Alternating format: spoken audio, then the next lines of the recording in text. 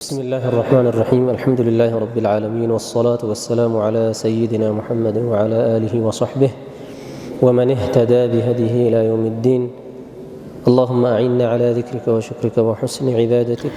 يا عثمان حديث عين عندهم دقمو يا عبد الله بن زيد حديث عين بهولتم حديث بعثمان حديث هنا بعبد الله بن زيد حديث يا نبي صلى الله عليه وسلم وضوء الدرارك እንዴት አድርገው ያድርጉ እንደነበረ ውዱአቸውን ያየንበት ሐዲስ ናቸው። ሌላው ሐዲስ የዘጠነኛው ሐዲስ ላይ ደርሰናል።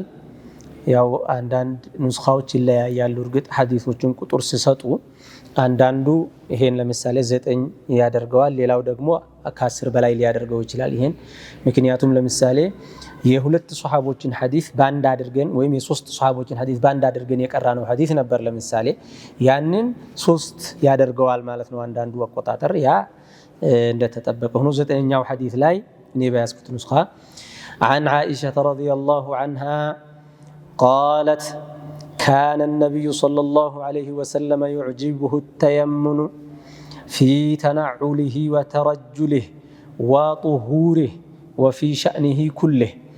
የዓኢሻ ሐዲስ ነው ይሄ። የዓኢሻ ሐዲስ ምንድነው የምነግረን? አሁን ጠሃራን ውዱእ እንዴት እንደሚደረግ አይተናል። ውዱእ ላይ ቀኝን ማስቀደም ስለመወደዱ ነው የሚነግረን ደግሞ ይሄ። ያም ባለፈው እንደቀራ ነው እጅና እግር ላይ ነው።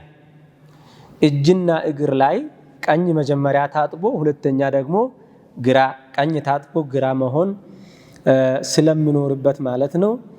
ያንን በዚህኛው ሐዲስ እናየዋለን ማለት ነው። የዓኢሻ ሐዲስ ነው። የአላህ መልእክተኛ ሰለላሁ ዐለይሂ ወሰለም እንዲህ ነበሩ ነው። ዩዕጅቡሁ ተየሙኑ ቀኝን ማስቀደምን ይወዱ ነበር ነቢያችን ሰለላሁ ዐለይሂ ወሰለም። ቀኝን ማስቀደም ይወዱ ነበረ።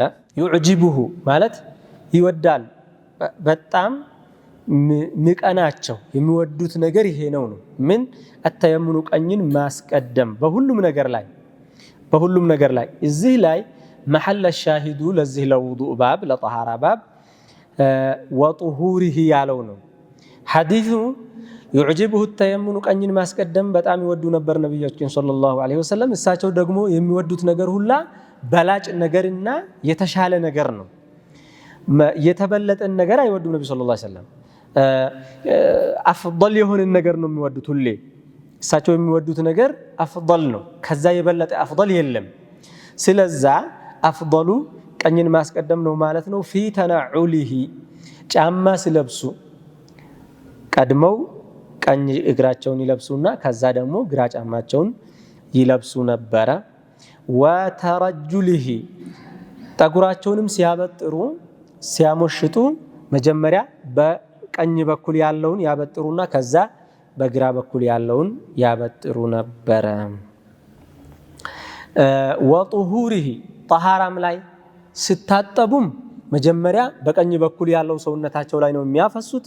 ውዱእ ሲያደርጉም ቀኙን እያስቀደሙ ነበር የሚያደርጉት። ወጡሁሪሂ ማለት ይሄ ነው።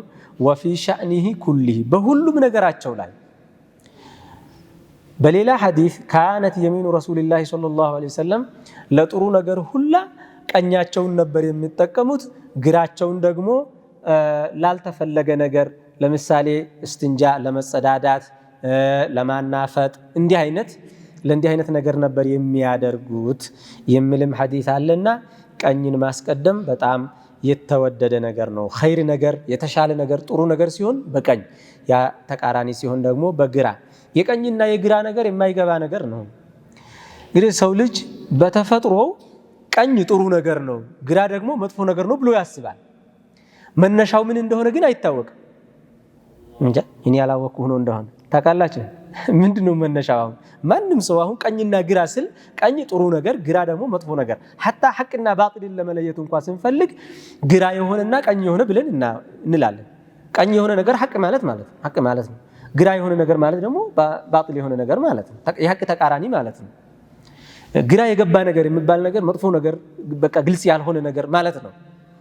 ቀኝ ሲባል ደግሞ ጥሩ ነገር ማለት ሰው ልጅ ይህም በተፈጥሮው ያስበዋል ግን መነሻው ምን እንደሆነ ያውቀዋል እንዲህ ብሎ ለማሰብ አንዳንዴ እኮ ለምታስበው ነገር ይሄ ጥሩ ነው ይሄ መጥፎ ነው ብለህ ለምታስበው ነገር ጥሩ ነው ለማለትም መጥፎ ነው ለማለትም መነሻ ይኖረዋል ሰው አንዳንዴ ግን መነሻህን የማታውቅባቸው ነገሮች ነገር አለ ይሄው መነሻው አይታወቅም ለምን ቀኝ ጥሩ ተባለ ግራ ለምን መጥፎ ተባለ የሚለው ነገር ግልጽ አይደለም ግን እንዲህ ነው የምናውቀው ሸርዑም ይሄንን ነው የሚያጸድቀው ተፈጥሮ ነው በቃ ይሄ ተፈጥሮ እንግዲህ አላህ እንዲህ አድርጎ ነው የፈጠረው خلاص ምንም ሌላ መልስ የለውም ማለት ታዲያ ቀኝን ይሄ የቀኝና ግራ ነገር ቤት ሲገባ ቀኝ አስቀድሞ መግባት ወፊ ሻኒ ኩልህ ማለት ይሄ ነው በሁሉም ነገር ማለት ይሄ ነው ወደ ቤትህ ስትገባ ቀኝ እግርህን አስቀድመህ ነው የምትገባው የመጀመሪያ ወደ ቤት ውስጥ የሚገባው የምትራመደው እግር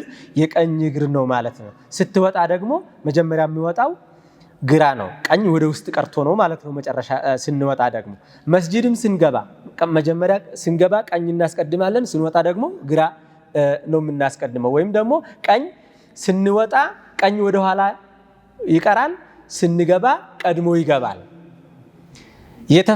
ምክንያቱም የተፈለገው መስጂድ ውስጥ መቆየታችን ወደ መስጂድ ጋር ልባችን የተንጠለጠለ መሆኑን ወደ መስጂድ እንደምንመላለስ ከመስጂዱ ስንወጣ መውጣት ስላለብን ወጣን እንጂ የሚያስገድድ ነገር ባይኖር ኖሮ ባልወጣን ነበር ማለት ነው ተፋኡል ማለት ተፋኡል ነው ይሄ ወደ ቤትም ሲገባ እንደዛው ሲወጣ ምን ለሽንት ሲሆን ደግሞ አሁን ተቃራኒ ነው አይደል ይሄንኛው ደግሞ ተቃራኒ ነገር ሆነ ማለት ሽንት ቤት ስንገባ ግራ ይቀድማል ስንወጣ ቀኝ ይቀድማል ማለት ነው ደግሞ ወፊ ሻኒሂ ኩልሂ ማለት ይሄ ነው ጠጉርም ስንቆረጥ ለምሳሌ ወይም ደግሞ ስንላጭ መጀመሪያ በቀኝ በኩል ያለው ይሆናል ማለት ነው ምክንያቱም ያው ይሄ ቀኝ የሚቀደምበት ምክንያት ጠጉር የሚላጩት በሐጅ ላይ ስለሆነ ነው መላጨቱ ራሱ ዒባዳ ስለሆነ መላጨቱ ራሱ ዒባዳ ከዛ ውጪ ነብያችን ሰለላሁ ዐለይሂ ወሰለም ጠጉራቸውን ተላጩ የሚል የለም እንግዲህ በባህሉም ጠጉር መላጨት ስለሌለ ለሐጅ ሲሆን ነው ለዑምራ ሲሄድ ለሐጅ ሲሄድ ነው ሰው ጠጉሩን የሚላጨው ለሐጅ ነው ሌላ ጊዜ ያው ማሳጠርና ማስተካከል ነው እንጂ የሚኖረው መላጨት ያስረዝማሉና ማለት ነው ምክንያቱም ነብዩ ሰለላሁ ዐለይሂ ወሰለም ስለ ባህሪያታቸው ስለ ተፈጣጣራቸው ስለ ማንነታቸው ሲነገር የሳቸው ጠጉር ሁሌ ትካሻቸው ላይ ነው የሚያርፈው የነበረውና ማለት ነው ትካሻቸው ላይ ነው የሚያርፈው እንዲያስተኙትና ተደልሶ እዚህ ትካሻቸው ላይ ነው የሚያርፈውና ያንን ታዲያ የሚላጩት እዛ ላይ ስለሆነ ሊሆን ይችላል ያው ምንም ይሁን ሰበቡ ምንም ይሁን ምን ሲላጭ ሰውየው ቀኙን አስቀድሞ መላጨት ስለተገኘ ከሳቸው ማለት ነው ወሃከዛ እንግዲህ አሁን ጥፍር መቆረጥ እንዲህ አይነት ነገር ሲሆን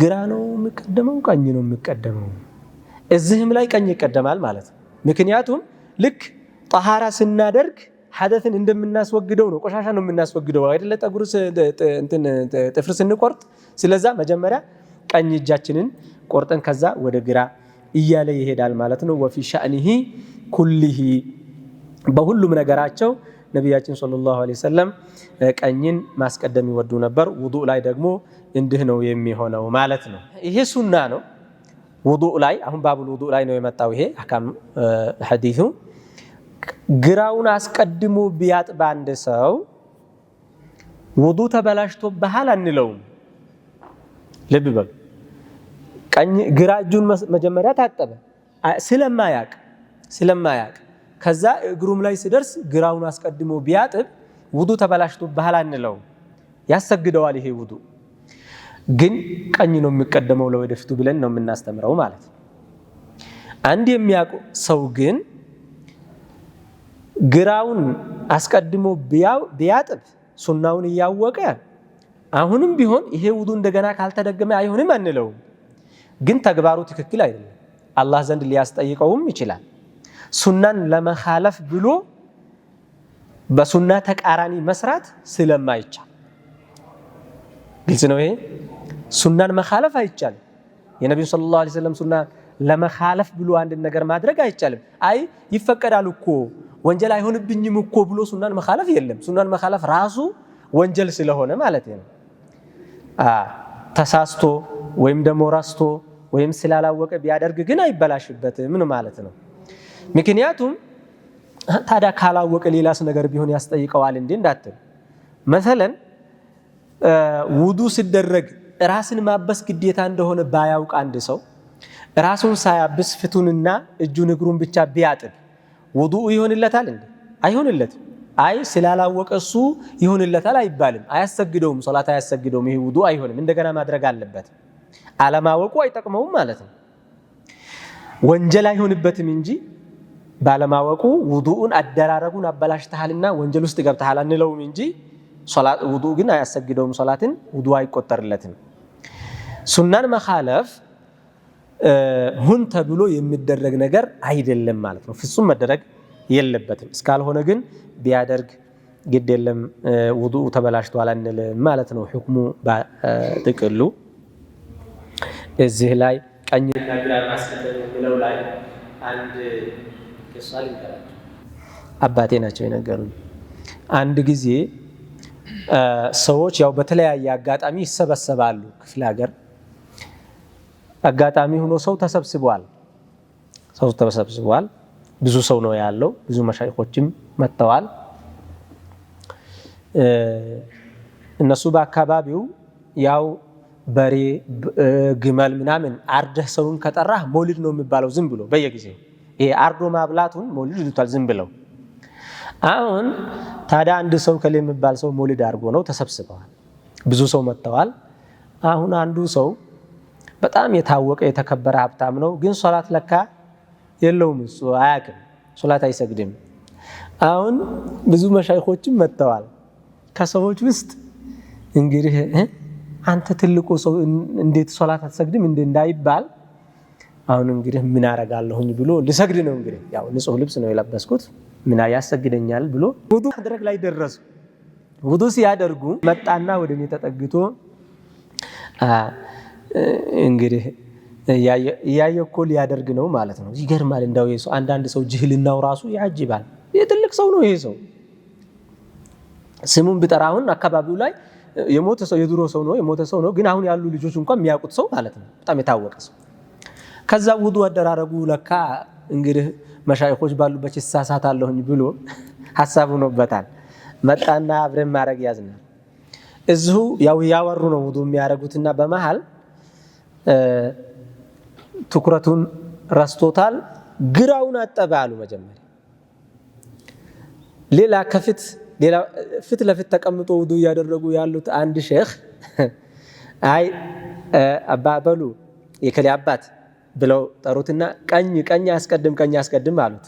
እሱ ያው ይሄን እንዳይባል ነበር መጀመሪያ ጭንቁ።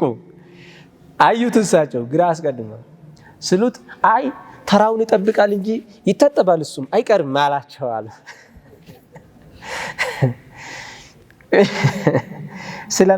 ስለማላቅ ነው ማለትም አልፈለግም። እየሸሸ ነበር ደረሰበት። አሁን አይ ተራውን ነው የሚጠብቀው እንድቀመንን ይታጠባል እሱም አይቀርም ማለና ቀጠለበታል። ከዛ አይሆንም አላሉትም መሻይኾቹ። ሄዶ ይሄንኛው ሲናገሩ ሌሎችም አዩ። ፉቃሃዎቹ ናቸው። አይ ቀኝህን ቀድመህ ካላጠብክማ አይሆንም፣ እንደገና ቀኝህ ጠብና ከዛ ወደ ግራና አላሉትም። ውዱ አይበላሽም ማለት ነው። እንግዲህ ያ ሰው ይሄን አለማወቁ ወንጀል ይሆንበታል አይሆንበትም ሌላ ጥያቄ ነው። ማወቅ የነበረበት ሰው ስለሆነ ሰውየው። ግን አንድ ሰው ቀኝን ትቶ ግራም ቢያስቀድም ቀኝን ግራይን አስቀድሜ ነው ያጠብኩት ይሄ ነገር ውዱ ይሆንልኛል አይሆንልኝም ብሎ ቢጠይቅ ምንድነው የምንለው ማለት ነው? ግድ የለም ግን እንዳይደገምህ ነው የምንለው ማለት ነው። ይሄ ማለት ግራም ብታስቀድምም ይሆናል ብዬ አላስተማርኩም። ታዲያ ልብ ይበል አይባልማ እንደዚህ። ይሄ የሱና ተቃራኒ ስለሆነ እንደዛ ብሎ ማስተማር አይቻልም። ግን ሩክን አይደለም ሸርጥ አይደለም ብለን ነው የምናስተምረው ማለት ነው። ይሄ ማለት እንዲህ አይነት ችግር ቢፈጠር ውዱ ተበላሽቷል አያስብልም ማለቻ ብቻ። ለዛ ቀኝ ማስቀደም ሱና ስለሆነ በዛ መልክ ጠጉር ማበጠርም ላይ ጠጉር ማበጠር ስንል ወንድም ሴትም ያው እዚህ ውስጥ ይገባል። በዛ መልክ መሆን አለበት ማለት ነው። ይሄ አላህ ሱብሓነሁ ወተዓላ በጀመረበት ጀምሩ የሚለውንም ቁርአን ኢብደኡ ቢማ በደ አላህ የሚለውን ሐዲስ ቁርአኑ እነ ሶፋ ወልመርዋ ብሎ ነው የጀመረው። ከመርዋ ጀምሩ ብሎ ያዘዙበትንም ሐዲስ እጅ ያው ስታጠብ ክፍታችንን አጠብን ከዛ እጃችንን አጠብን እያልን ስንመጣ ሄዶ የመጀመሪያ ለመታጠብ የሚመጣው ኖርማል ቀኝ እጅ ነው ብለው ወደዛም የሚሄዱ አሉ። ወፊ ሸእኒሂ ኩሊሂ ማለት በሁሉም ነገራቸው ላይ ቀኝን ማስቀደም ይወዱ ነበር ነቢያችን ሰለላሁ ዐለይሂ ወሰለም። መታጠብም ላይ እንደዛ። መታጠብ ላይ አሁን ሻዋሩ ውሃው ከላይ ነው አናትህ ላይ የሚፈሰው።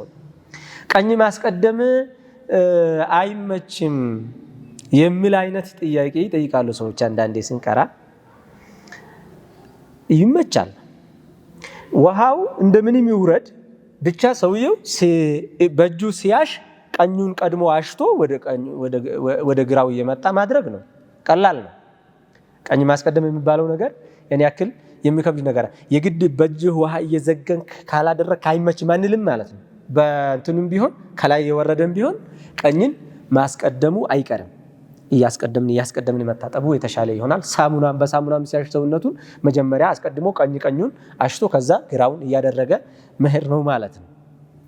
وهكذا السرنياو حديث عن نعيم المجمري عن أبي هريرة رضي الله عنه. نعيم المجمر مبالوت ناتشو ياورد كأبو هريرة صحابي ناتشو هنياو تابعي ناتشو عن النبي صلى الله عليه وسلم أنه قال يا الله ملك تنيا انده بلوالو ويلالو أبو هريرة إن أمتي يني أمتكو يدعون يوم القيامة كامياك أن يترالو الله في السكرب غرا محجلين. غرا مالت بوقا هنو مالت نو قالوا ኦሮምኛ ቢሆንም ቦቃ ነው የሚባለው በአማርኛም ይመስለኛል። ቦቃ ማለት ፍቱ ነጭ ማለት ፈረሱ ወይም በሬም ሊሆን ይችላል ከብት ፍቱ ሌላ ሰውነቱ ቀለሙ የተለየ ሆኖ ፍቱ ግን ላይ ግንባሩ ይሄ አናቱ ነጭ ሲሆን ቦቃ ይባላል። ሙሐጀሊነ ማለት ደግሞ አሻል ይባላል። ይሄም እንደዛው ቃሉ አሻል ማለት ደግሞ ሌላ ሰውነቱ ሌላ ቀለም አራት እግሮቹ ደግሞ ነጭ ቀለም ሲሆን ለምሳሌ አሻል ይባላል። ይሄ ሙሐጀል ይባላል በአረበኛ። ፍታቸው ብርሃን ሆኖ እግራቸው እጃቸው ብርሃን ሆኖ ይመጣሉ ነው አሁን የተፈለገው። ምሳሌ ነው ይሄ ምሳሌ ነው። ልክ ፈረሱ ከብቱ በጉም ቀለሙ ለምሳሌ ጥቁር ሆኖ ወይም ደግሞ ዳለቻ ነገር ሆኖ ወኢላ አኺሪሂ እጁና እግሩ እንዳለ ነጭ ሆኖ መርገጫው ይሄ ነጭ ሆኖ ተለይቶ እንደምታየው ቅያማ ቀን የኔ ኡመቶች ፊታቸው ብርሃን ነው፣ እግራቸው እጃቸው ብርሃን ነው አሉ። ይሄም የሆነው ሚን አሳሪል ውዱእ ሲያደርጉ ውሃ ይነካ በነበረው የውዱእ ትሩፋቱ ነው። ይሄ የውዱእ አሰር ብርሃን ሆኖ ነው የሚመጣው ማለት ነው። የውመል ቂያማ ውዱእ የሚያደርግ ሰው እዚህ ኡመተል ኢስላም የሚታወቁበት መለያቸው ይሄ ነው። ፈመን استطاع منكم ከናንተ የቻለ አን يطيل غرته የፊቱን ብርሃን ማስፋት የቻለ ቦቃውን ወፈልየፍዓል ያድርግ። ወተሕጂለሁ የሚልም አለ ያድርግ አሉ። ሲያጥብ ፊቱን ጨመር አድርጎ ከወጀበው አካል ጨምሮ ወደ ራሱ ማለት ነው፣ ወደ ግንባሩ እዚህ ወደ ዘቀኑ ጨምሮ፣ እጁንም ሲያጥብ ደግሞ ወደ ላይ ወደ ጡንቻው፣ እግሩንም ሲያጥብ ወደ ባቱ ከፍ አድርጎ ማጠብ ማለት ነው። ወፊ ሪዋየትን በሌላ ሪዋያ ደግሞ ምን ይላሉ ኑዐይም አልሙጅሚር ረአይቱ አባ ሁረይረተ የተወደኡ አቡ ሁረይራ ውዱእ ሲያደርጉ አይቻለሁኝ። ፈገሰለ ወጅሀሁ ፊታቸውን አጠቡ፣ ወየደይህ እጃቸውንም ሁለቱንም እጃቸውን አጠቡ። ሐታ ካደ የብሉጉል መንኪበይን እጃቸውን ስታጠቡ ትከሻቸው ላይ ሊያደርሱት ነው በቃ የሚደርሱት እንዳለ ጡንቻቸውን ሙሉ ነው የሚያጥቡት እንደማለት ወደ ትከሻቸው አስጠግተው ነው የሚያጥቡት። ثم غسل رجليه እግራቸውን ደግሞ ሲያጥቡ ሐታ ረፈዐ ኢለ ሳቀይን ወደ ባታቸው አድርገው ነው ወደ ላይ አድርገው ነው ያጠቡት። ثم قال كزام مالو أبو هريرة سمعت رسول الله صلى الله عليه وسلم يقول يا الله ملكتنيا اندهسلو سمعت اللهن إن أمتي يدعون يوم القيامة غرا محجلين من أثر الوضوء يقدموا قال مالتي يعني أمت يوم القيامة يتقرالو فتاتشو برهان هنو እጃቸው እግራቸው ብርሃን ሆኖ ነው የሚመጡት ብለዋል። فمن استطاع منكم ከናንተ የቻለ ሰው አሉ ነብዩ ሰለላሁ ዐለይሂ ወሰለም አን يطيل غرته የፊቱን ብርሃን ቦቃውን ማስፋት የቻለ فليفعل ያድርግ ጨመር አድርጎ ይጠብ ብርሃኑ በዛው ልክ ይሰፋለታል ማለት ነው። ቂያም ቀን ትልቅ ይሆንለታል ማለት ነው ብለዋል። وفي رواية لمسلم سمعت خليلي صلى الله عليه وسلم ውዴን ነብያችንን ሰለላሁ ዐለይሂ ወሰለም ሰምቻቸዋለሁኝ ሲሉ ተብሉጉል ሒልየቱ የጌጡ ይደርሳል ሚነል ሙእሚን የሙእሚን ሐይሱ የብሉጉል ወዱኡ የውዱ ውሃ የደረሰበት ያክል ነው ሰውነቱ ብርሃን ሆኖ ልዩ ሆኖ የሚመጣው ብለዋል ነብያችን ሰለላሁ ዐለይሂ ወሰለም። ስለዛ ጨመር አድርጎ ማጠቡ የተወደደ ነው ማለት ነው። አንዳንዶች እዚህ ሐዲስ ላይ فمن استطاع منكم أن يطيل غرته فليفعل يملو قال يا نبياتنا صلى الله عليه وسلم قال سايهون يا أبو هريرة قال نو يمل كركر ያቀረቡ አሉ። ግን ያው የነብያችን ሰለላሁ ዐለይሂ ወሰለም ቃል ነው የአቡ ሁረይራ ቃል አይደለም ብለን ነው የምንወስደው ማለት ነው። እነሱ ምክንያቱም እንዲህ ለማለት ለምሳሌ የቀረቡ ምክንያቶች አንዱም ቢነግራችሁ ለምሳሌ ተህጂል የሚለው እግር ላይና እጅ ላይ ያለው ማጠብ ግዴታ ከሆነው አካል በላይ ጨምሮ ማጠብ ይቻላል። ምክንያቱም እጅ እስከ ትከሻ ያለው ያው እጅ ነውና የሚባለው ከእጁ ላይ ጨምሮ አጠበ ማለት ነው። እግር ደግሞ ያው ሙሉ እግር ነውና እስከ በቀለበት ያለው ወደ ላይ ማስፋቱ ይመቻል። ጉራውን የፊቱን ብርሃን ያስፋ ወይም ቦቃውን ያስፋ የሚለው ግን ፍት ነው ሙሉ ነው የሚታጠበው ከጆሮ እስከ ጆሮ ከአናት እስከ አገጭ ሙሉ ነው የሚታጠበው የሚተርፍ የለም ወዴት ይጨመራል ይሄን ነብይ ሊናገሩ አይችሉም አሉ። ይሄ መከራከሪያ ግን ትክክል አይደለም።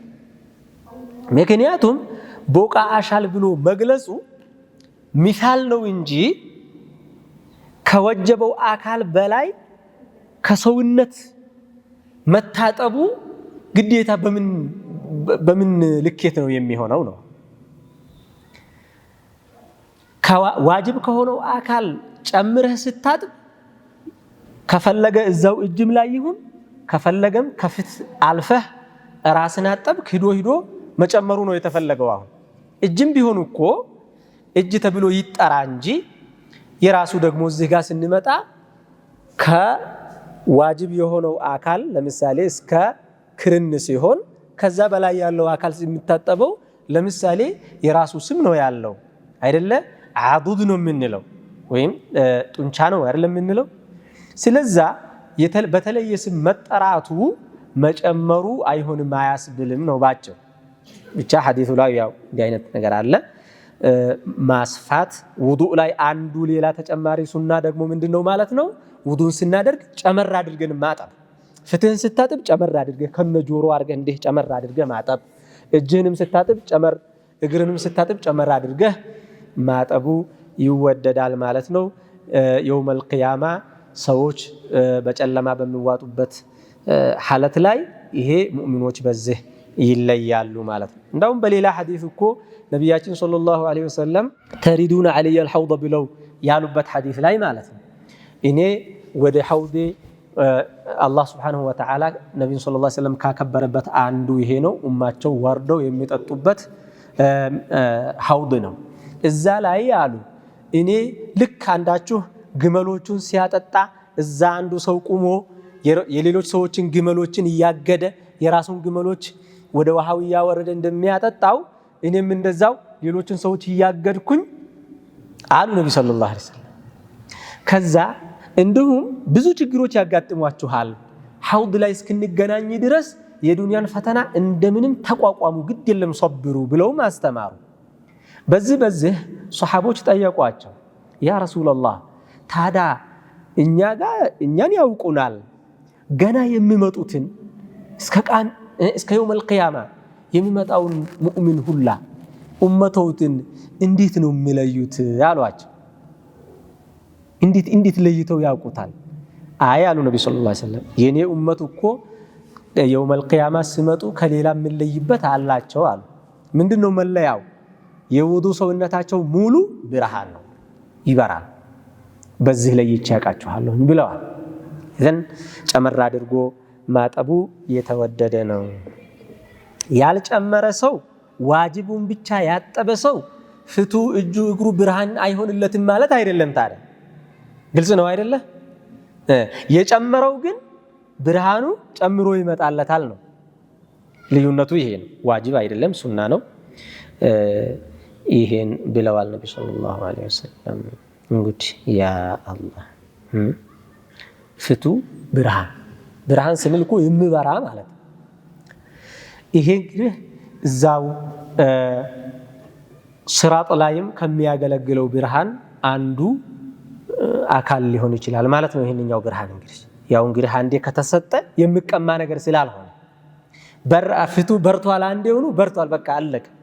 አሁን መውቅፍ ላይ እዛችሁ ህዝቡ የተሰበሰበበት ማህሸር ላይ ብቻ ለመለየት አይደለም። ይሄ በቃ ያ አላህ ትክክለኛ ሙእሚኖች አላህ ያርገን። ሚን አሳሪል ውዱእም ይሆናል፣ ሚን አሳሪል ውዱእም ይሆናል። ሚን አሳሪል ውዱእ ካል ውሃው የውዱ ውሃ በደረሰበት ልክ ማለት ነው። ሚን አሳሪል ውዱእ ማለት ነው ውዱእ ሲያደርጉ ውሃ የነካው አካል ይበራላቸዋል ማለት ነው። ቁርአኑ ኑሩሁም የስዓ በይነ አይዲሂም ወቢአይማኒሂም ይላል። የውመል ቂያማ ሰዎች ወደ ከማህሸር ሀያ ተንቀሳቀሱ በሚባልበት ጊዜ ሙእሚኖች ብርሃናቸው ከፊታቸው ያለው እንዳለ መመልከት እስከቻሉ ድረስ ብርሃን ነው። ለእያንዳንዱ ሰው የግሉ ብርሃን ነው የሚያበራለት። እሺ እንደ ዱንያው ብርሃን አይደለም። ይሄንኛው ዱንያ ላይ አንዱ ሰው ባትሪው ካበራ ማንም ሰው እሱ የሚገለገለውን መገልገል ይችላል አይደለም? ይችላል። እዛ ላይ ግን እንደዚህ አይደለም። ያኺራው ለዚህኛው የበራው ለሌላኛው ሰው አይበራለት። ሁሉም ሰው የግል ብቻ ነው መጠቀም የሚችለው ማለት ነው። ይሄ አላህ ከዛ ታዲያ እነሱ ብርሃናቸው አይናቸው እስኪያይ ድረስ ነው ብርሃን ይሆንላቸዋል፣ ይሄዳሉ። ከዛ ሌሎች ደግሞ ስራቸው ከንቱ የሆነባቸው አላህ ይጠብቀን። ስራቸው ከንቱ የሆነባቸው ደግሞ يقولون አረንዳው እናንተ ጠብቁን እስኪ ነቅተብስ ሚን ኑሪኩም የእናንተን ብርሃን እንጠቀመው ብለው ይጠይቋቸዋል። ይሄ እኮ በዱንያ ነው የቀራችሁ፣ ዛሬ እኮ መዋዋስ አይቻልም። ይሄን ማድረግ ትችሉ የነበረው ዱንያ ላይ ያላችሁ ነበረ፣ እዛ ቀረ። አሁን አይሆን ጠበቅናችሁ አልጠበቅናችሁ ትርጉም የለውም እኮ ለእናንተ ሊሆን ሊበራላችሁ አይችልም ይሄ ብለው ጥለዋቸው ይሄዳሉ ይላል ቁርአኑ። በዚህ ያብራራዋልና ከዛም ይሄው ያው አንዱ የዛ የብርሃኑ አካል ሊሆን ይችላል ማለት ነው። ኢዘን እዚህ ጋር ነቢያችን ሰለላሁ ዐለይሂ ወሰለም ሐሳ አደረጉ ማለት ነው። ምንን ውዱ ስናደርግ ጨመር አድርገን ማድረግን አንድ፣ ሁለተኛ የውዱእን ደረጃ ውዱ የሚያስገኘውን ፈድል አየን ማለት ነው። ውዱ ብዙ ትሩፋት ያስገኛል፣ ወንጀል ያስምራል፣ ደረጃ ይጨምራል። ይሄው እዚህ ጋር ደግሞ ልዩ የሆነ ነገር ይገኝበታል በውዱ ማለትን አጂብ። አሁን ውዱ አጅሩ እንዲህ ከሆነ በውዱ የሚገኘው ጥቅም እንደዚህ ከሆነ ከዛስ ሶላቱስ ለምሳሌ በሶላት የሚገኘውን አጅር ደግሞ አስቡት። አላህ ኢኽላስ ይስጠን ነው መቼ ስራችንን የጠራ አላህ ያደርገው። ውዱ ራሱ ይሄ ደረጃ ካለው ሶላት ደግሞ ውዱ እኮ ለሶላት ወሲላ ነው። አያችሁ ዋናው ዓላማ ምንድነው? ሶላት ነው። ለሶላት ነው ዓላማ የተደረገው ውዱ። ይሄው ራሱ ደረጃው እንዲህ ተደርጓል ማለት ነው። እንግዲህ አላህ ባሮቹን ሙእሚኖችን ወዷቸዋል። ከውዴታው አንዱ መገለጫ ምንድነው? ይሄው አድርጉ ተብለው የታዘዙትን ግዴታቸውን ሲፈጽሙና ሲወጡ የሚያገኙት ትርፍ። ያ አላህ ጉድ የአላህ ረሕመቱ እኮ ነው። ይሄ ነው የመጀመሪያው ባብ እስከዚህ አብቅቷል። ሁለተኛ ባብ ላይ ደርሰናል። አሁን ሌላው ባቡል ኢስቲጣባ ነው። እዚህ ጧሃራ ላይ የሚመጣው ባቡል ኢስቲጣባ ነው። ኢስቲጣባ ማለት መጸዳዳት ማለት ነው። استنجا ማድረግ ነው የምንለው ማለት ነው። قال عن أنس بن مالك رضي الله عنه أنس بن مالك ይሄ ነብዩ ሰለላሁ ዐለይሂ ወሰለም ጓደኛቸው አነስ ኢብኑ ማሊክ ነብዩ ሰለላሁ ዐለይሂ ወሰለም ኸድመዋል። በጣም ብዙ ነብዩ ሰለላሁ ዐለይሂ ወሰለም ከኻደሙት 10 ዓመት ያክል ነብዩ ሰለላሁ ዐለይሂ ወሰለም ኻድመዋል። ነብዩ ሰለላሁ ዐለይሂ ወሰለም መዲና እንደመጡ እናታቸው ይዘው መጡ። ልጅ ናቸው እሳቸው ያኔ አነስ። ከዛ ያ ረሱላህ هذا أنيس ይሄ ኡነይስ ማቀማጠል ነው፣ ተስጊር ይባላል ይሄ በአረብኛው። ይሄ ኡነይስ ይሄ አነስ የኔ ልጅ ያንቱ ኻድም ነው ከዛሬ ጀምሮ ብላ ሰጠቻት። ከዛ ጊዜ ጀምሮ ነብዩ ሰለላሁ ዐለይሂ ወሰለም እስካረፉበት ድረስ 10 ዓመት መዲና ሲቀመጡ አንድም ቀን ሳይለያቸው ነብዩ ሰለላሁ ዐለይሂ ወሰለም የኻደሙ ሰው ናቸው አነስ ኢብኑ ማሊክ። በጣም እድለኛ ሰው ነው ይሄ። هذا من أسعد الناس من أسعد الناس ታዲያ ረጅም እድሜ ኑረዋል። በጣም ብዙ ታሪክ ነው ያላቸው እስከ እነ ብዙ ሱሐቦች አልቀው በኋላ ላይ ሱሐቦች ብዙ በደል ሲደርስባቸው የነበረው ዘመን ላይም የደረሱ ናቸው። ሐጃጅ ብን ዩሱፍ የበኒ ኡመያዎቹ መሪ ሆኖ በነበረበት ተሹሞ በነበረበት ዘመን ያንን በላእ ከደረሱ ሰዎች አንዱ ናቸው። ምክንያቱም ረጅም ዓመት ነው የኖሩት። ነብዩ ሰለላሁ ዐለይሂ ወሰለም ዱዓ አድርገውላቸዋል። ሀብታም ናቸው። አላህ ወይ ልጅም አብዝተህ ስጠው፣ ሀብትም አብዝተህ ስጠው፣ እድሜውንም ረጅም አድርገዋል። ከመቶ ዓመት በላይ ከኖሩ ሰዎች ናቸው። በጣም ሀብታም ከሚባሉ ሰው ናቸው። አነስ ብዙ ልጆች ከ120 በላይ ልጆች ደርሰዋል ብለዋል። ልጆቻቸው የልጅ ልጆቻቸው ይመስለኛል። አላየሃል በጣም ትልቅ ሰው ናቸው አነስ ኢብኑ ማሊክ። በኋላ ታዲያ ብዙ ችግር መጣ። የሱሐቦችን ቀድር የማያውቁ የሚዘረጥጡ ሰዎች መጡ። ያው የሰው ቀድር የማያውቅ ሰው ያው መከራ ነው። አትጥልብን ነው፣ አታርግብን ነው፣ መከራ ነው። ከዛ በኋላ ሱሐቦቹን እንዳው የጨረሱትን ጨረሱ፣ የዘለሙትን ብዙ ዘለሙ። እንግዲህ እሳቸውም ከደረሰባቸው ያ አላህ አቦ ሌላውን ሳልነግራቸው ይሄንኛው በምን ትዝ አለኝ አላየሃል። ረጅም እድሜ ኑረዋል ብዬ ነው። ከዛ ውስጥ ለምሳሌ ይሄ ተሹሞ እዛ ሀገር ሲሄድ ኢራቅ ሀገር ሲሄድ እዛ ነበሩ እሳቸው ኢራቅ ሀገር ነበሩ። እዛ ሲሄድ አገኛቸውና አንተ ነህ ያ ኡነይስ አላቸው። በጣም እንዳው ከልክ ያለፈ እንኳን አይደለም ለሳቸው፣ አንደኛ በጣም ትልቅ ሰው በእድሜ ራሱ፣ በዛ ላይ በጣም የተከበረ ሰው፣ በዛ ላይ ደግሞ የነብዩ ሰለላሁ ዐለይሂ ወሰለም ሰሃባ በጣም ዛተባቸው። ለአቅለዐነከ ቀልዐ ሰምጋ ሁላ አላቸው። ብቻ በጣም ዛተባቸው በጣም። ከዛ በኋላ አንተ ስትፈልግ ከነእከሌ ጋር ነበርክ፣ ከነእከሌ ፖለቲካ ነው፣ የነእከሌ ደጋፊ ነበርክ፣ የነእከሌ ደጋፊ ነበርክ ምናምን፣ አሁን እኔ ማዝንልህ እንዳልመስልህ እንዲያረጋሃለሁ ምናምን ብሎ ዛተባቸው በጣም። ከዛ አሁን ይሄን ሰው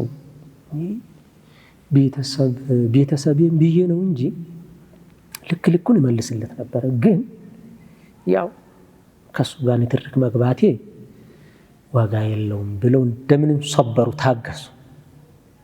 ታገሱና ለዋናው ለኸሊፋው ጣፉለት። አንተ የላከው ሹመኛ ማይገባኝን ነገር ተናግሮኛል።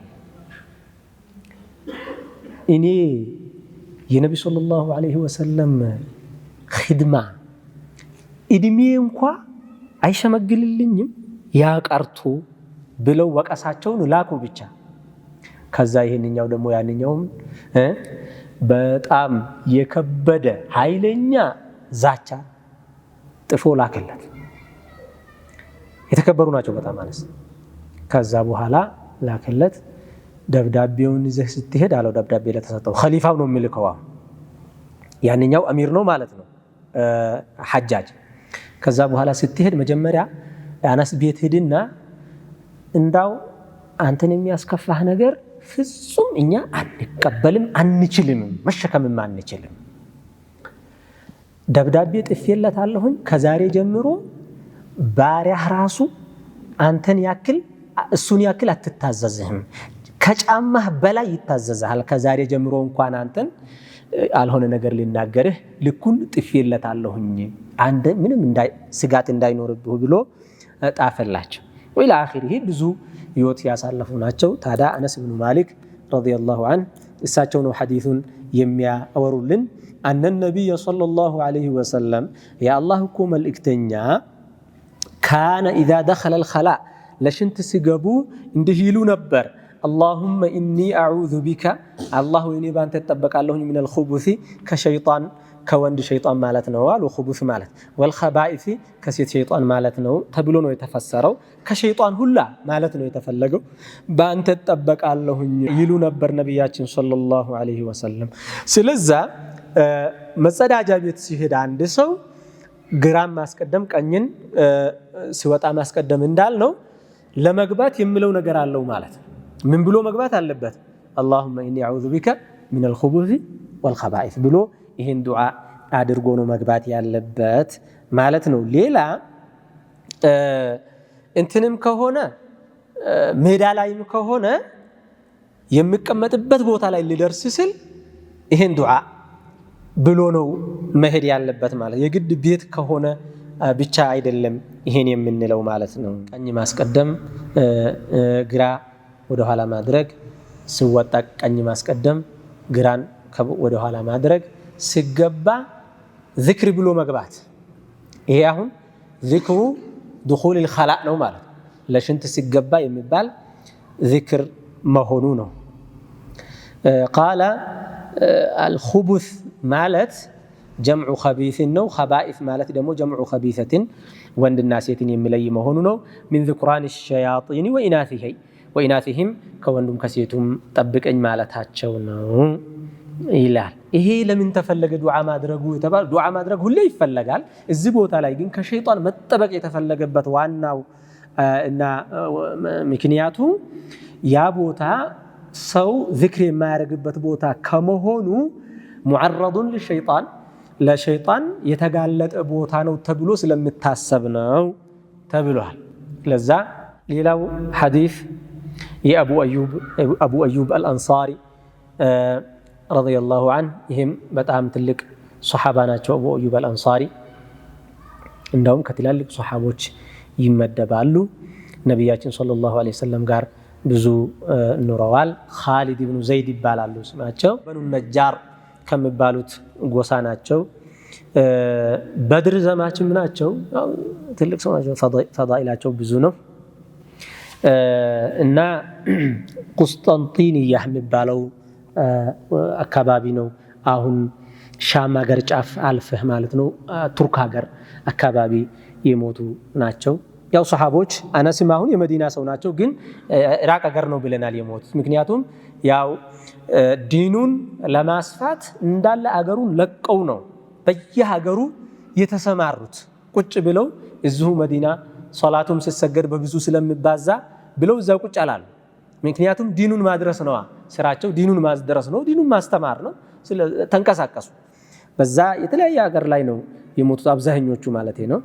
እና ታዲያ እሳቸው ምን ይላሉ? አቡ አዩብ አልአንሳሪ ረዲየላሁ ዐንሁ ቃለ ቃለ ረሱሉላሂ ሰለላሁ ዐለይሂ ወሰለም ኢዛ አተይቱሙል ጋኢጣ ለሽንት ስትወጡ ፈላ ተስተቅቢሉል ቂብለተ ቅብላን አትቅጣጩ፣ ወደ ቅብላ አትዙሩ። ቢጋኢጥን ለሰገራም ሲሆን ወላ በውልን ለውሃ ሽንትም ሲሆን አሉ። ወላ ተስተድቢሩሃ ጀርባም አትስጧት አሉ። ስለዛ ሁለት ነገር ነው የተከለከለው። አሁን ወደ ቅብላ ዙሮ መቀመጥ፣ ወደ ቅብላ ጀርባ ሰጥቶ ወደ ተቃራኒው ዙሮ መቀመጥ፣ ሁለቱም የተከለከለ ሆነ ማለት ነው ለሽንት ሲሆን። ወላኪን አሉ ግን ምን አድርጉ? አማራጭ ሸሪቁ ወደ ጣይ መውጫ አው ገርቡ ወይም ወደ ጣይ መግቢያ አሉ። ይሄ ታዲያ መዲናና የመዲና አቅጣጫ ጋር ተመሳሳይ ለሆኑ ሀገራት ማለት ነው አሉ። ምክንያቱም አሁን እኛም እንደዛው ነን። እኛ አሁን ወደ ጣይ መውጫ ወይም ደግሞ ወደ ጣይ መግቢያ ከዞርን ካዕባውን ወይም ቅብላውን ጀርባችንን አልሰጠንም ፊታችንን አልሰጠንም ይሆናል አይደለ? እንደዛ ነው የሚሆነው አብዛኛው አካባቢ ማለት ነው። መቼ አንዳንድ አካባቢ ደግሞ ምን ይሆናል? ቅብላው ራሱ ያለው በመሽሪቁ ይሆናል፣ በምስራቁ ወደ ምስራቅ ዙሮ የሚሰግዱ አሉ እንደ አካባቢው። እንደገና ደግሞ ወደ ምዕራብ ዙሮ የሚሰግዱ አሉ። ያ ከሆነ ደግሞ እነሱ ተቃራኒ ነው የሚያደርጉት ማለት ነው። ወደ ሰሜን ወይም ወደ ደቡብ ነው የሚዞሩት ማለት ነው። እነሱ ደግሞ የኛ ያው ከመዲና ጋር ተመሳሳይ ስለሆነ ሐዲሱ ባለበት በመትኑ ነው የምንሄደው ማለት ነው። ወደ ምዕራብ ወይም ወደ ምስራቅ ዙሩ እንጂ ወደ ካዕባ ጀርባ አትስጡ አትዙሩም ብለው ከለከሉ ነቢያችን ሰለላሁ ዐለይሂ ወሰለም። ቃለ አቡ አዩበ ምን ይላሉ ታዲያ? ፈቀድምነ ሸእመ ሻም አገር ሄድንና ፈወጀድና መራሒዳ ሽንት ቤቶችን አገኘን። ቀድ ቡንየት ነሕወል ካዕበቲ አቀማመጡ ወደ ቅብላ ዙሮ የተሰራ አገኘን አሉ። ሊአነ ካነ ሁናከ በኑል አስፋር አለዚነ ይሕተሉ ትልከል ቢላድ ያንን ሀገር ተቆጣጥረው ይገዙ የነበሩት ነሳራዎች ናቸው። እነሱ ደግሞ ነሳራ ናቸው አንደኛ፣ ሁለተኛ ደግሞ ያው ካፊሮች ናቸው፣ ነጮች ናቸው፣ ፈረንጆች ናቸው። ስለዛ ሲሰራ ሽንት ቤቱ እንደፈለጉት ነው የሚሰሩት። ይሄን ህግ ጠብቀው አይሰሩም። አሁን ሽንት ቤቶቹ ወደ ሻም ወደ ቅብላ ዙሮ የተሰሩ ሽንት ቤቶችን አየን አሉ። ፈነንሐሪፉ ዐንሃ እናም እንዞር ነበረኛ ለመቀመጥ በተመቸው ሁነን ሳይሆን የምንቀመጠው ተቃራኒ። ሽንት ቤት ሲሰራ ለመቀመጥ እንዲያመች ተደርጎ ነው አይደለ? ወደ አንድ አቅጣጫ ነው ዙረህ የምትቀመጠው ሁሉም ሽንት ቤት አሁን ያለው። አሁን እነሱ ምን ያደርጉታል ማለት ነው? ያ ምቾቱን ትተው ወደ ተቃራኒ ወደ ቅብላ ለመዞር ማለት ነው። ሽንት ቤት ውስጥ እንኳን ወነስተግፊሩላህ እናም እስትግፋር እናደርግ ነበረ ተሳስተንም ስንቀመጥ ማለታቸው ነው። ወይም ደግሞ እነዚህም ሰዎች ራሱ እንዲህ መደረጉ ራሱ ትክክል ያልሆነ ነገር መኖሩን ራሱ አስበው እስትግፋር ያደርጉ ነበር ማለት ነው። ይሄ ግን ሁክሙ هل حكم المراحيض مثل حكم الصحراء? ይሄ ደግሞ ፉቃሃዎቹ ብዙ የሚሉት ነገር አለ። ሜዳ ላይ ሲሆን ነው እንጂ ወደ ካዕባ መዞር የተከለከለው። ሱትራ ካለ ወደ ካዕባ መዞሩ ክልክል አይሆንም ሌላ ሐዲስ ስላለ አሉ። ስለዛ እነ አቡ አዩብ የሌላ የአብዱላህ ብን ዑመር ሐዲስ አለ። ያ ሐዲስ ስላልደረሳቸው ነው እንጂ እሳቸው ወንጀል አድርገው የቆጠሩት ጉዳዩን ሽንት ቤት ውስጥ ከሆነ የሽንት ቤቱ ግድግዳ አንተ ከምትቀመጥበት ከ3 ክንድ በላይ ርቀት ከሌለው ወደ ቅብላም ዙሮ ቢቀመጥ ችግር የለውም። ምክንያቱም አሁን ይሄ መስጂዱ ሽንት ቤት አለ። የመስጂዱ ሽንት ቤት አሁን ወደ ቅብላ የዞረ ነው ወይስ አይደለም? ወደ ቅብላ የዞረ ነው። በመሰረቱ መሆን አልነበረበትም፣ ግን ተሰርቷል። በአንደኛው አቅጣጫ የሚገባው ሰው ወደ ቅብላ ይዞራል፣ የስተቅቢሉሃ። በተቃራኒውም ሲገባ ደግሞ የስተድቢሩሃ። ሁለቱም ደግሞ የተከለከለ ነው። ይሄ ግድ የለም እንላለን። ለምን? ሱትራ ስለሚሆን ግድግዳው ቅርብ ስለሆነ። ጠባብ ነው ሽንት ቤቱ፣ ግድግዳው ለሰውየው ቅርብ ነው፣ ሱትራ ይሆነዋል። ሱትራ በሌለበት ነው እንጂ ይቻላል የሚለው ተይዞ ነው ማለት ነው። ቢሆንም ግን ሱትራም ቢኖር ራሱ ተገቢው ወደ ቅብላ ባልዞረ መንገድ መሰራት ነው ያለበት። ስለዛ መሐንዲሶቹ ሽንት ቤት ሲሰሩ ያንን ታሳቢ አድርገው መቀየስ አለባቸው፣ ያንን ታሳቢ አድርገው መስራት አለባቸው ማለት ነው። አደቡን የበለጠ ለመጠበቅ አልጋኢጥ ማለት አልሙጥመኢኑ ሚነል አርድ፣ ሰው ለሽንት የሚወጣበት ጸጥ ያለ ቦታ ማለት ነው። ካኑ የንታቡነሁ ሊልሓጀቲ፣ ለሽንት ሲወጡ ሰው ጸጥ ያለ ቦታና ሰው የማያይበት ደበቅ ያለ ቦታ ስለሚክድ ያ ቦታ ነው ጋኢጥ የሚባለው። ፈከነው ቢሂ አን ነፍሲል ሐደፊ፣ ራሱ ሰገራውን ራሱ ጋኢጥ ብለው ጠሩት፣ ቀጥታ በስሙ ላለመጥራት። ምክንያቱም አረበኛ ቋንቋ ትሁት የሆነ ቋንቋ ነው። አያችሁ፣ አረበኛ ቋንቋ በጣም ትሁት ቋንቋ ነው። ሊዛሊከ በአረበኛ ቋንቋ አንዱ ቃል አንዱ ትርጉም በብዙ ቃላት ይገለጻል። ብዙ ቃላቶች አንድን ነገር የሚገልጹ ሲሆን አላጡል አረቦቹ ምንድነው የሚያደርጉት? የተሻለውን ደስ የሚለውን ቃል መጠቀምን ይመርጣሉ ከሚያስጠላው ቃል ይልቅ። ስለዚህ ያንን ቀጥታ በስሙ መጥራት ከሰው የሚወጣውን ነገር እሺ አይላቸው አይወዱትም። ስለዚህ ራሱ በቦታው ስም ጠሩት ማለት ነው። በቦታው ስም ጠሩት ማለት ነው። ነቅሉን ከዛ ከዛ ይባላል። ይሄ በአረብኛው ከራህየተን ለዚክሪሂ ቢኻስ እስሚሂ ለስሙ ወልመራሂድ ማለት ደግሞ ይሄ ያው ሽንት ቤት ብለን የምንጠራው ማለት ነው። በአሁኑ ሰዓት ጀምዑ አልሚርሓድ ወሁወ አልሙግተሰሉ ሸዋር መታጠቢያ ቦታ ወይም ደግሞ መውዲዑ ተኸሊ ሽንት የሚወጣበት ቦታ ማለት ነው። ሌላው ሐዲስ ይህንን ሐዲስ ማዕናውን ሜዳ ላይ ሲሆን ወይም ሱትራ ሳይኖር ነው ማለትን ደግሞ የሚያስተካክልልን ሌላ ሐዲስ አለ። እሱም የዓብዱላህ ብን ዑመር ሐዲስ ነው። ዓብዱላህ ብን ዑመርም እንደዛው ነቢ ሰለላሁ ዐለይሂ ወሰለም በነበሩበት ጊዜ ትናንሽ እድሜ ላይ ከነበሩ እንደነ አነስ ማለት ነው ሰሓቦች ናቸው።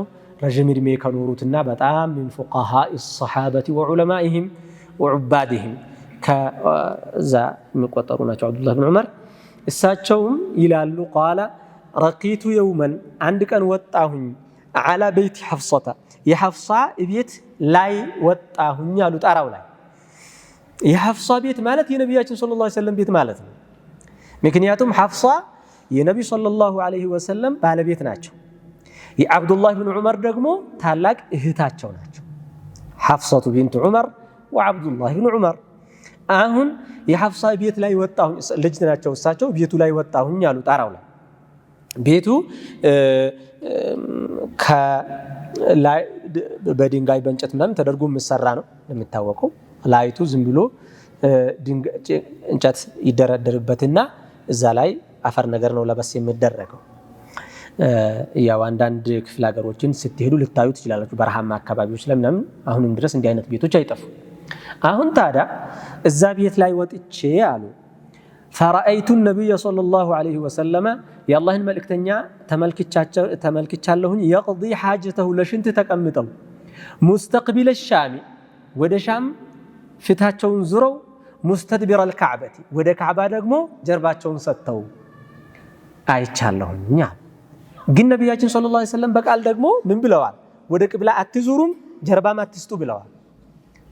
አሁን ደግሞ ጀርባ ሰጥተው ተገኙ በአካል ለሽንት ተቀምጠው ነው። ያው ሽንት ቤቱ እንግዲህ ከላይም ክፍት ነው ምናምን እንደዛ ስለሆነ እኮ ነው። አሁን ልጁ ወጣ ድንገት ሲወጣ አያቸው። አሁን ይሄ የሆነው አሉ هذا يدل على جواز استقبال القبلة أو استدبارها مع وجود السترة سترة ካለ ወይም ያ ቦታ ለሽንት የተዘጋጀ ከሆነ ያው ሄዶ የተገነባ ነው። ይሄ ሽንት ቤት ነው ተሰርቷል። ያ ሱትራ ስለሚሆን ነው ተብሎ ሁለቱ ሐዲስ አንድ ላይ የተስማማ ትርጉም ይኖራቸዋል ማለት ነው። ሱትራ ከሌለ ሜዳ ላይ ከሆነ ወደ ቅብላ መዞር አይሆንም እንላለን፣ ጀርባ መስጠት አይሆንም እንላለን። ሽንት ቤት ከሆነ ግን ግድ የለም እንላለን ማለት ነው። عن أنس بن مالك ሌላው ሐዲስ رضي الله عنه قال رسول الله صلى الله عليه وسلم የአላህ መልእክተኛ እንዲህ አሉ። ካነ ነው ይሄ ቃል አርጎታል። ካነ ረሱሉላህ ሰለላሁ ዐለይሂ ወሰለም መልእክተኛው ነበሩ የድኹሉል ኸላ ለሽንት ይገቡ ነበረ። እናም ሲሄዱ ፈአሕሚሉ አና እኔ እና ወጉላሙ ነሕዊ እንደኔው የሚኻድማቸው አንድ ሌላ ሰው ደግሞ አቡ ሁረይራ ናቸው ተብሏል። ሌላም ሰው ነው ተብሏል። እንይዝ ነበረ ኢዳወተን ሚማኢን የውሃ ዕቃ ውሃ በብርቅ ነገር መሰለን ወይም በሆነ ዕቃ ነገር ውሃ ይዘንላቸው አንዳቸው ውሃ ይዞ ወዐነዘተን ኢዳወተን ሚማኢን ወዐነዘተን ማለት ደግሞ አንካሴ ማለት ነው። ምርኩዛቸውን ይዘንላቸው አብረን እንከተላቸው ነበረ። ፈየስተንጂ ቢልማኢ ውሃውን እስትንጃ ያደርጉበት ነበር። ይሄ ሐዲስ መጀመሪያ ለሽንት ሲገባ ቀድሞ ዝግጅት ማድረግ ውሃን ማዘጋጀት ወኢላ አኺሪሂ ዝግጅት ማድረግ አስፈላጊ መሆኑን ያሳየናል ማለት ነው። ያሳየናል። ምክንያቱም ሰውየው ሐታ አሁን ለምሳሌ ሽንት ቤት በምንገባበት ጊዜ ውሃው ሽንት ቤት ውስጥ ይኖራል፣ ግን አንዳንዴም ሊጠፋ ይችላል አይደል? ሰውየው ሽንቱን ከመሽናቱ በፊት ውሃው መኖሩን ማረጋገጥ እኮ ሊጠበቅበት ይችላል ማለት ነው። ከዚህ ውስጥ ይገባል ማለት ነው ይሄ ራሱ። ምክንያቱም ሐጃውን ከወጣ በኋላ ውሃው ባይኖር እንዳው ሰው ኑሮ ካልደረሰለት እንዴት ነው የሚሆነው? ችግር እኮ ነው አይደል? እንደዛ እንዳይሆን ቀድሞ ዝግጅት አድርጎ ማለት ነው። ይሄ አለ። እንደገና ሌላ ሰው ውሃን ማዘጋጀት ማቅረብ እንደሚቻል እናያለን ማለት ነው። እንዲሁም ደግሞ ለትላልቅ ሰዎች ለዑለማ ለትላልቅ ሰዎች ያንን ማድረግ እንደሚቻል እንወስዳለን ማለት ነው። ከዚህ ሌላው ደግሞ አነዛው ነው። የአነዛው ነገር አንካሴ ማለት ነው። አነዛ ማለት እንደ ቀርከሃ ሆኖ ከስር ትንሽ ሹል ያለች ብረት የሚገጠምለት ማለት ነው። ወይም ትልቅ ጦር ሳይሆን ትንሽ ጦር ማለት ነው።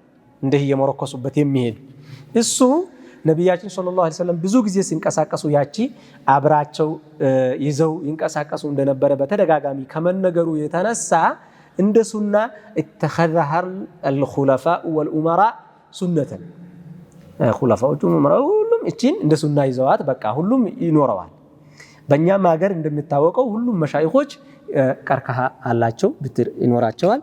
ብትራቸውን ቀርከሃቸውን ይዘው ነው የሚንቀሳቀሱት። ሐታ ከተማ ላይ እንኳን ወደ ክፍለ ሀገር ወጣ ስትሉ መሻይኾቹ ባዶ እጃቸውን ሲሄዱ አታዩ፣ ብትራቸውን ይዘው ነው የሚሄዱት። እዚህ ሀገር ደግሞ ሌላ ነው። ደግሞ እዚህ ደግሞ ቀርከሃ ይዘህ ስትሄድ እኔ ራሴ ስላጋጠመኝ ሰዎቹ ሁላ ዞር እያሉ ያም በአይኑ ጠቀስ ያደርጋል፣ ያም ደግሞ መታ ያ ያህል ሁሉም እንዳለ ያ አላህ ሲለ ምን ገሪብ ሆኜባቸዋለሁ እንጂ ምን ብዬ እኔ ደነገጥኩኝ አንድ ጊዜ። ከዛ ሁሉ ዞር ብሎ አጂብ